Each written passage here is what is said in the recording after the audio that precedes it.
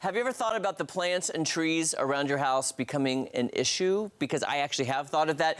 Look who's back, Burke Watt, the general manager of Helitech Waterproofing and Foundation. Let me tell you, I love landscaping, and a lot of people here in the Ozarks. We love the landscape, we love the trees. We want our house to look beautiful. We want it to look amazing, and we have beauty here in the Ozarks.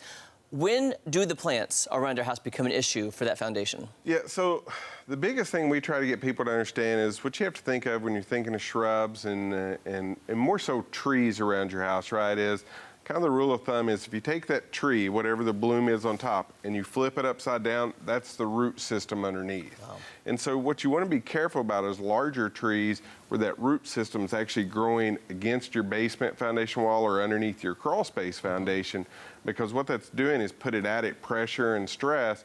And it's also doing a key thing is it's pulling moisture out from underneath. So when we get into really dry times, you're actually going to take that portion of your house and you're going to pull extra moisture out, which can cause a settlement issue. So that's why a lot of times when we work on a house for foundation settlement, it's generally a smaller section of the house. It's not the whole house is moving.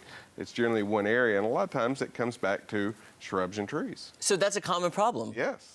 I don't think a lot of people would think about that because they're just looking at the beauty of the house and the trees, and nobody wants to cut down a tree if they don't have to. Absolutely. We love them for shade, and they give us so many benefits and just the beauty of it.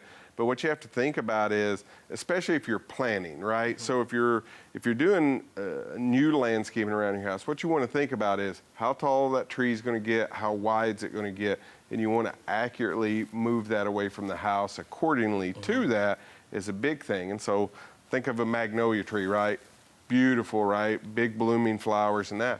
A lot of people put those right up against the house and it causes issues. Wow, so you have to think long-term when you're planting. But what can Helitech do if you have that mature tree and you think something's poking in? Well, so obviously, like we always talk about, right? We want to take a good look around to be able to see if there's any signs of anything. That's the key, right? If it's not causing an issue, I am a proponent. I love trees. I love landscaping. I'm the same way. I'm not saying go cut all your trees down.